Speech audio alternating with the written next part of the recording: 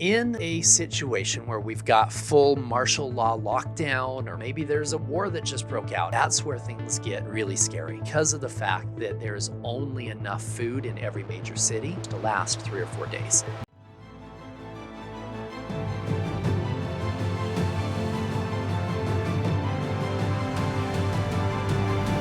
Welcome to the Liberating Humanity podcast. This is Paul Hutchinson. Today, we're talking more about protecting your family and going into details about things that you can do to keep your family safe in uncertain times. Especially in America, we have a lot of enemies around the world.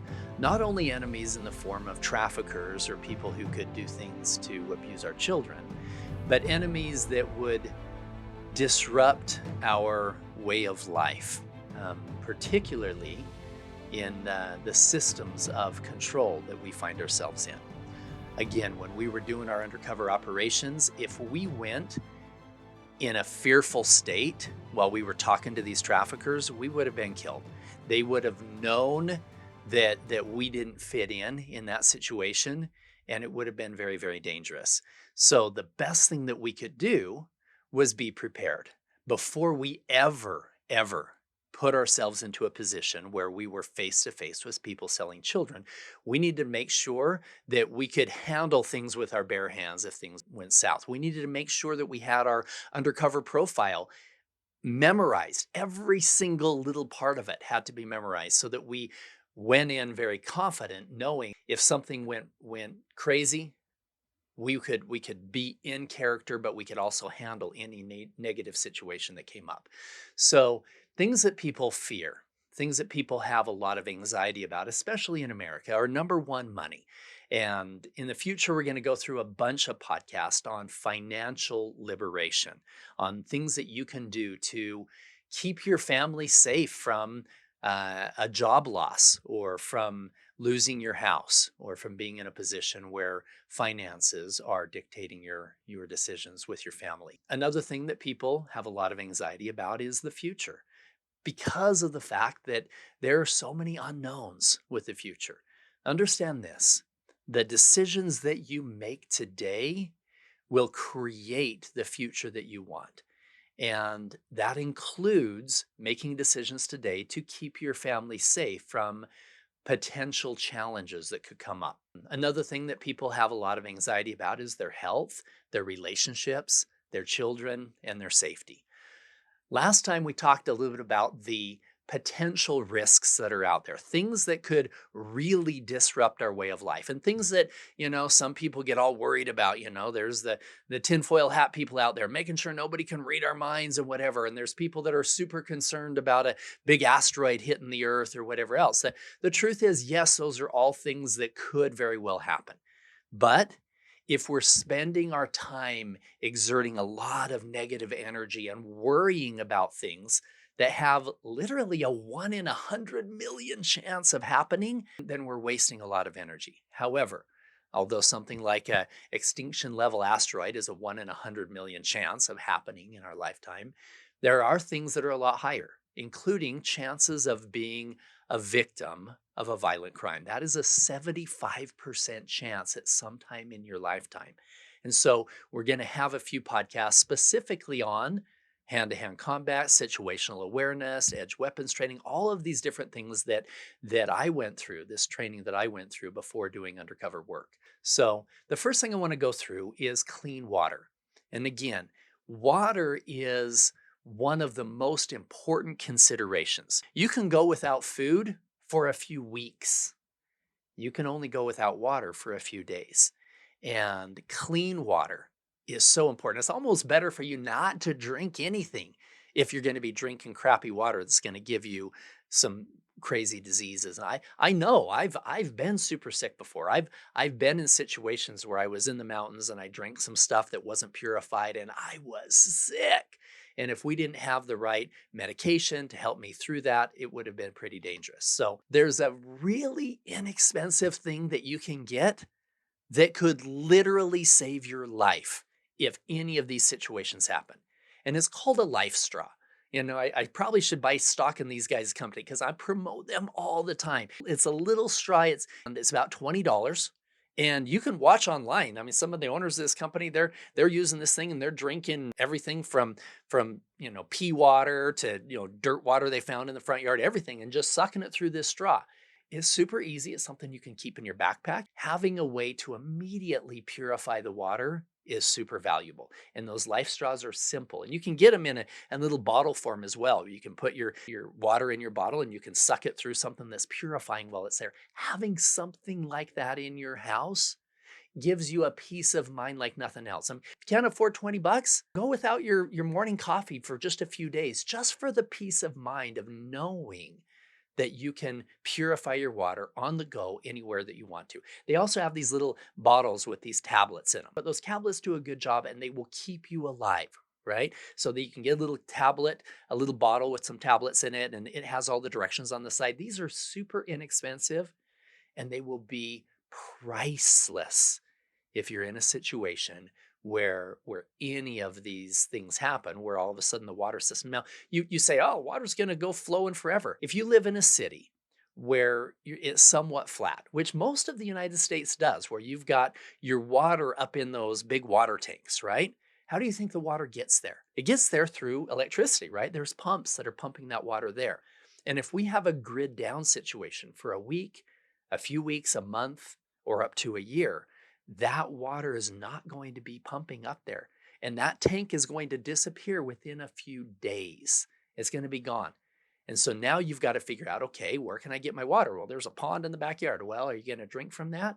What about the little ditch? What about the river? But finding a way where you can get to the water and purify it is super important. When I used to go backpacking a lot, we had these little handheld filters. They're super nice, and they have these little personal water filters that you can throw in a backpack. They're like 50 bucks, 100 bucks, or whatever else. Or they even have this big one, right? It's like this tall that has this huge pump on it. It's like $1,500 that you can purify water for a small community or a large family. So I would get a couple of those. And on the low end, the LifeStraw is good, but some of those pumpable backpack water filters are super valuable. If you don't have a filter, you can clean your water by boiling it. So I'm going to tell you how to do that. So first of all, you can take some super dirty water. I would probably take a bottle and pour the water through a piece of fabric first to get out all of the little dirt and all that other crap that's in there. So pour it through a shirt or some kind of a fabric to take out all of the dirt. But that's not going to take out the really dangerous stuff. The dirt's actually okay. You can drink that. What you can't drink are the little protozoas, the giardia bugs, all of the stuff that dirty water from animals that have maybe had their feces in the water, etc. So the key is you've got to clean the stuff that you can't see. So what you do is you boil it. So boiling water changes how long you have to boil it changes based on your altitude. So if you're at sea level, you can boil it for a minute or two and you're just fine. If you're at 3,000 or 4,000 feet or 5,000 feet or higher, because of the air pressure, the water actually comes to a boil a little bit faster than it does at sea level.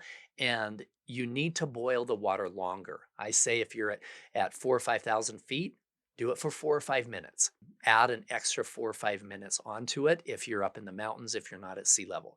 But boiling that water in a full boil, and then, of course, letting it cool. You're not going to drink that hot water, but that kills all of the stuff that can kill you, all of the stuff that's super dangerous. So, moving forward from there, it would be a good idea to have a purifying system at your house.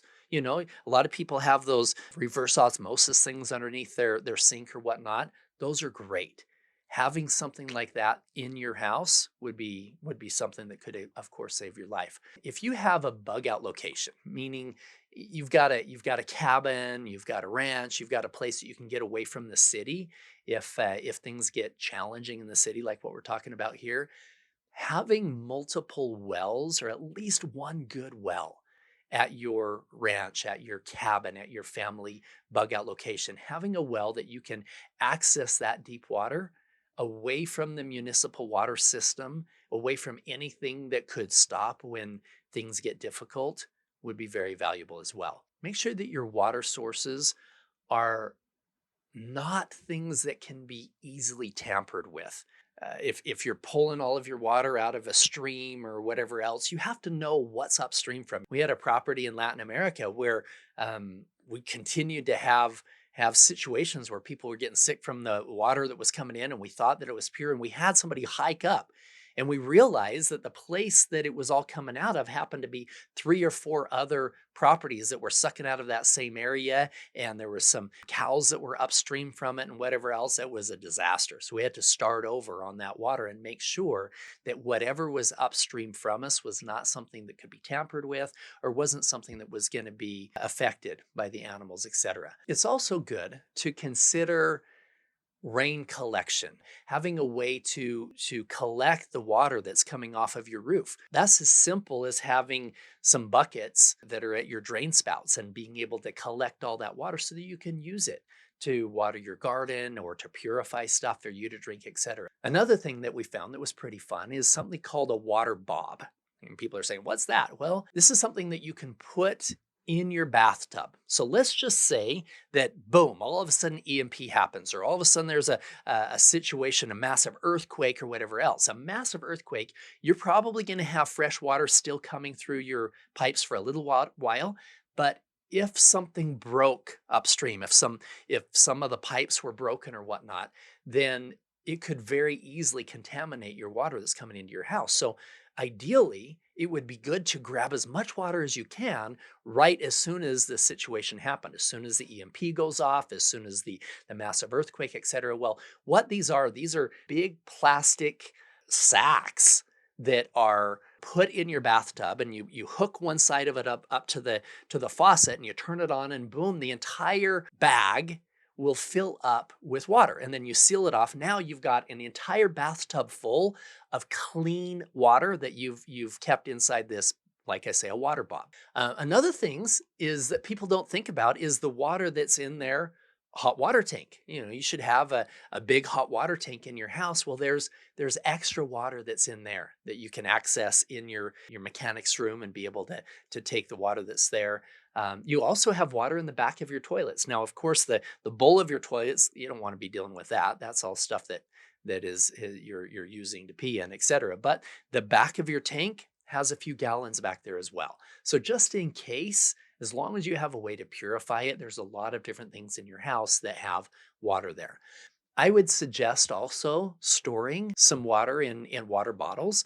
We'll buy them in cases. I mean, they're super cheap. You can go to Costco and buy a whole bunch of water bottles, and they'll store for a long time to keep in your closet and whatnot. That will keep you alive in a dangerous situation. It'd be a good idea to find some, if you have a secure location, if you've got a cabin or whatnot, having a large water tank there is also super important. So again, there's a lot of different things that you can do. The most important thing when you're thinking about water is purity. You need to make sure that it is clean. You need to make sure that you have ways to purify it. And worst case scenario, you can boil it. Now let's talk about food.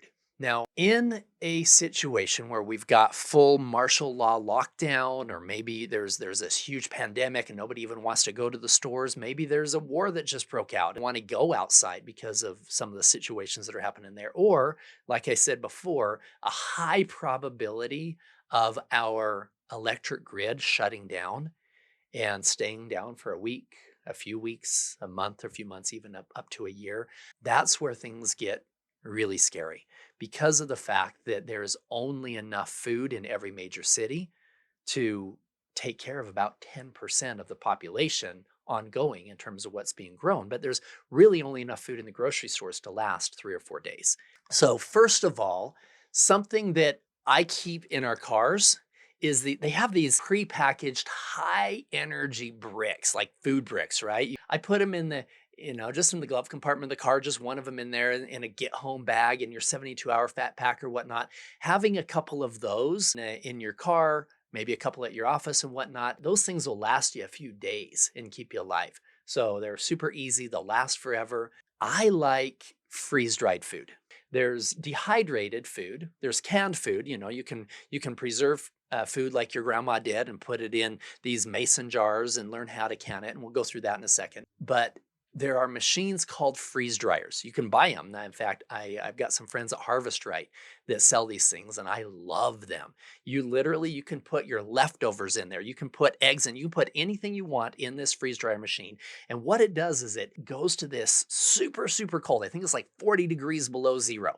And then it slowly, as it's bringing it back to room temperature, it has a vacuum system in there, and it literally takes all of the water out of the food. Now, why is that important?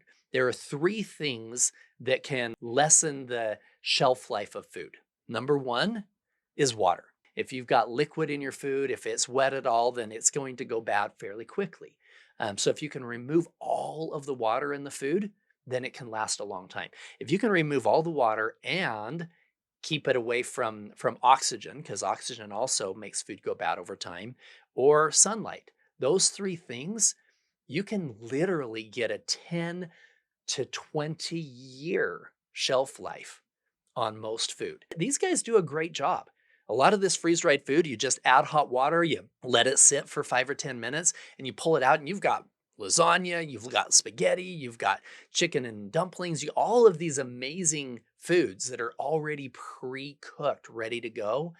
And freeze-dried food, having a few buckets of freeze-dried food at your house will give you a level of peace of mind. And again, we're not doing this out of fear, guys. Don't do this out of fear. You're not going to buy car insurance because you've got all this fear that you're going to be in a car accident. No, you buy it for peace of mind, just in case. And that's what I'm trying to take you to, is not from a place of fear mongering, but saying, okay, what things can I do to keep my family safe? Back into the freeze-dried food, I would get enough, a minimum for a couple weeks for your family. Preferably, I'd get a few months. Ideally, if you have the space in your house and you can spend a couple $1,000s, I would get enough for a year. The next thing, it would be important to learn, this is again, if the grid goes out and stays out for a long time, it would be important to know how to produce your own food and how to preserve it. And so there's a number of things that you can do. First of all, in terms of producing your own food, if you don't have a garden, or if you have no idea how to garden, I would suggest going online and finding some videos. You can find them all over YouTube, and just learn. Just learn a little bit about how to plant things and how to harvest, etc. There are things called heirloom seeds. And an heirloom seed is one where the fruit or vegetable, whatever you're growing, once it grows, it will actually have seeds in it that you can replant. Now, unfortunately, we live in a world where all of us hate the seeds, right? Let's buy seedless watermelons, let's buy seedless grapes, let's buy seedless oranges. And unfortunately, those things do not have the ability to reproduce. But if you have fruits and vegetables that are grown from heirloom seeds, then you have the ability, once you have your cucumbers, once you have your spinach, whatever it is, you have the ability to grow a few of them all the way to the seed stage, take those seeds and continue to replant them. That's again, if we've got a society collapse type situation, but it's important to have those on hand. It doesn't cost that much to have a handful of heirloom seeds of all your favorite fruits and vegetables, just in case. And then if you needed to, you can go up to the cabin, start planting, and then a season later, you're being able to take care of your family with all the stuff that's growing. Now, of course, you got to wait for it to grow. So in the meantime, it would be a good idea to have some of that freeze-dried food. Maybe it would be a good idea to even know what edible plants are in your area. Go online, type in edible plants in your region. Maybe you're in the desert area, maybe you're in the high mountains, maybe you're in the Midwest, whatever it is. Type in edible plants in your area. Buy one of those books, have it on your shelf. You don't even have to open it up. Don't even look at it until you need it.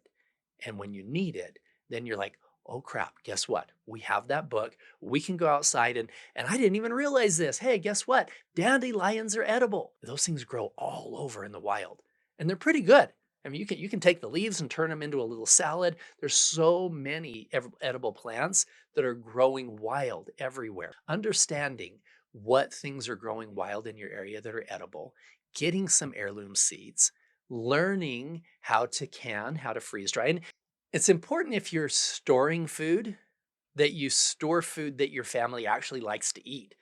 People are like, okay, we have, just in case everything falls apart, we've got a 50-gallon drum full of hardened wheat. Well, great. Your kid's going to eat hardened wheat. You don't even have a wheat grinder, really. So, if yes, wheat's a great thing because it's going to last 30 plus years, and that's a great thing. But if your kids don't eat it, maybe it's better for you to store rice, right? Maybe it's better for you, and you're not going to store Captain Crunch, but you need to find things that your family will eat that you can also store for a long time. And things like rice and beans and flour and wheat, those things can last 20 or 30 years. It's literally an investment today that guarantees peace of mind for the next 20 or 30 years. And it's really not that expensive to buy a bunch of extra rice, a bunch of extra wheat, etc. So it would also be good to know the edible plants in your bug out location, at your ranch, at your farm, at your cabin. Have one of those books there. Have some extra food that's there because you might not be able to carry all of those buckets when you're trying to get out of the city if things get bad, and especially if you're not able to drive.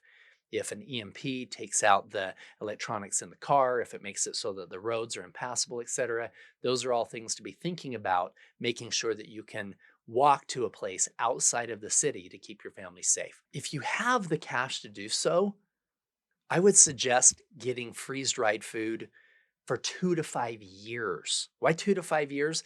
You're not going to be totally out of commission for the entire 2 to 5 years. That would suck. However, if you have enough for your family for a year or two and enough for an extended group of people as well, we need to be considering our neighbors, our extended family, etc., in these situations, because you're not going to be able to survive by just hunkering down with your own family inside your own doors. You're going to need to come together with other good people. And unfortunately, we live in a time where most of us don't even know our neighbors' names. I actually, I, I I bought a whole bunch of freeze-dried food, stuff that my family actually will eat and enjoys. But then I bought a bunch of rice and beans.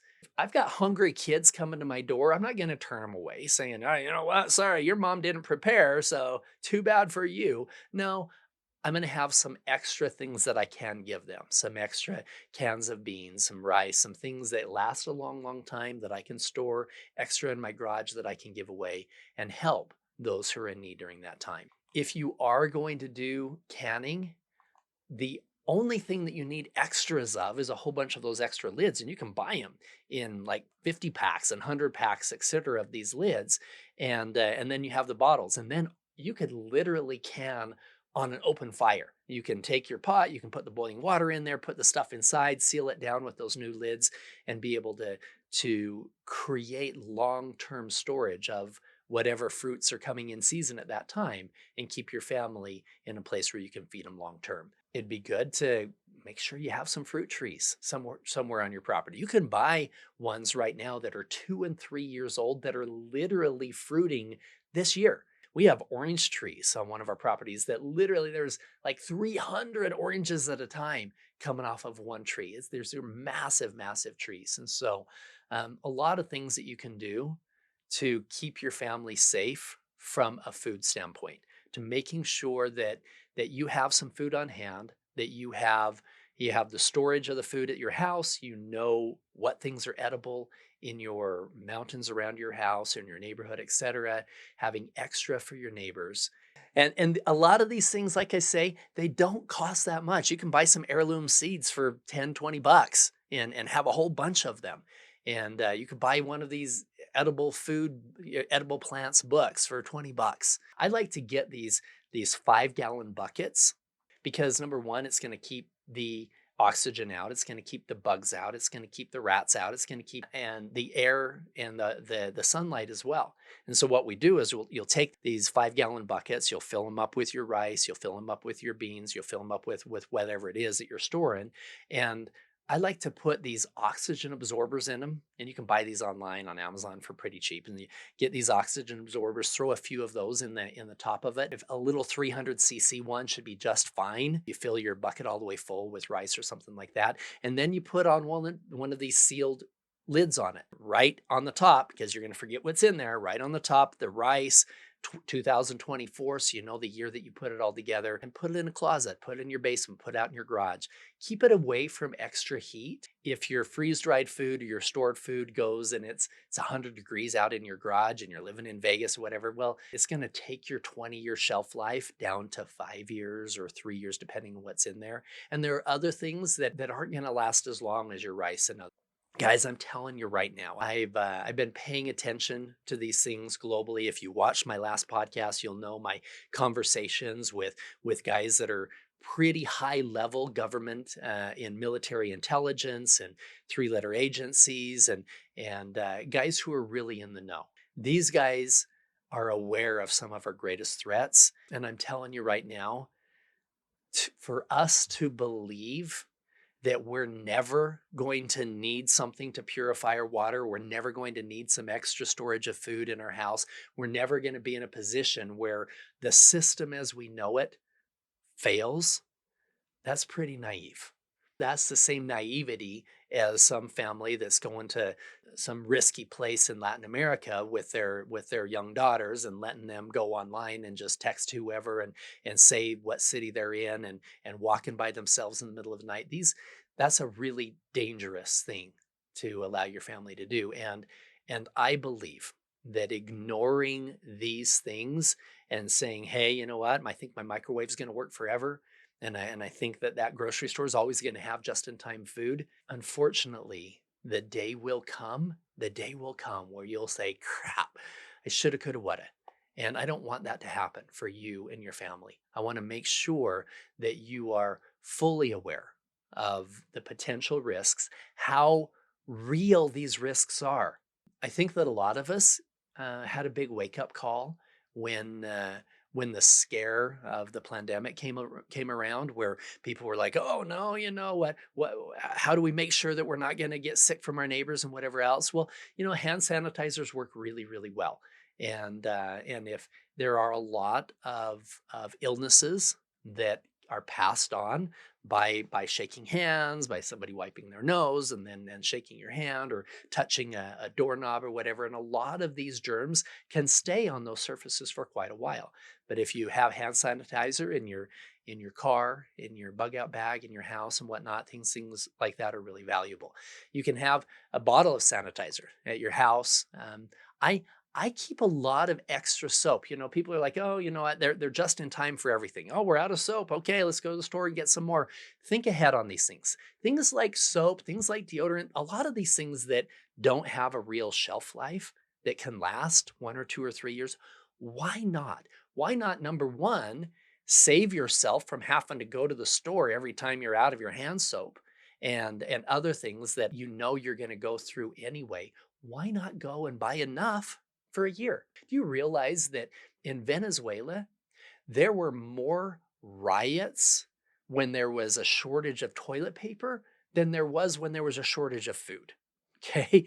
And a lot of us are sitting back going, oh, wow, I didn't even think about thinking ahead on how to deal with your sewer waste is important.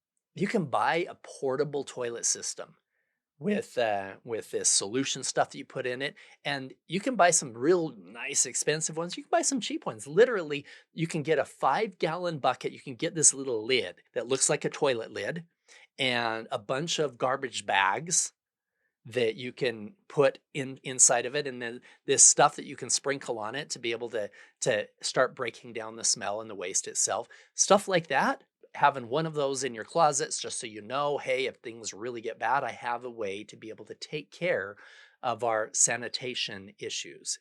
If you have an RV, make sure you have the extra solution stuff to go into the RV to be able to take care of whatever is being flushed through there, and have a place where you can dispose of it as well.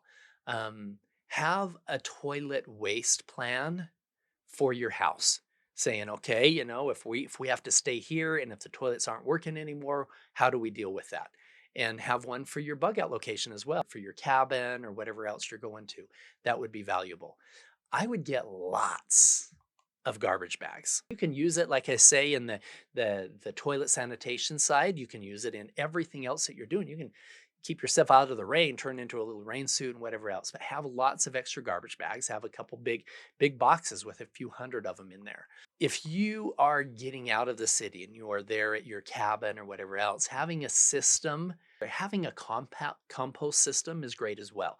This is that compost is something where you take all of your extra green leaves and stuff, all of your extra food that you're not eating, and putting it into a place where it can then turn into healthy soil that you can continue to plant things with.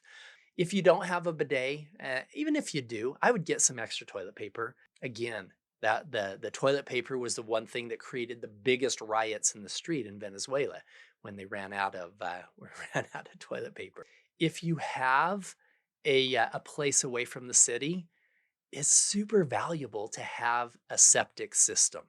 A septic system is not tied into the regular system of your municipality, of your city, or whatever else, because those things could get totally locked down if you have a grid down type situation. Well, your septic system is simply a way where whatever water's coming into your toilet and you flush it down, as long as you have water coming from a higher place, a stream or whatever else is coming into a tank, your entire toilet system can continue to work indefinitely. If you've got a well, if you've got a water that's coming from up on top, if you've got a solar type of a thing that's pumping what you need to, and if you have a good septic system that is there. A septic is simply where your wastewater is going into this container in the ground and it slowly leaches through the earth and cleans itself on the way through. We spent some time today going through a review of some of the challenges that we could face as a nation, the things that we can do to keep our families safe in terms of clean water, clean food, sanitation.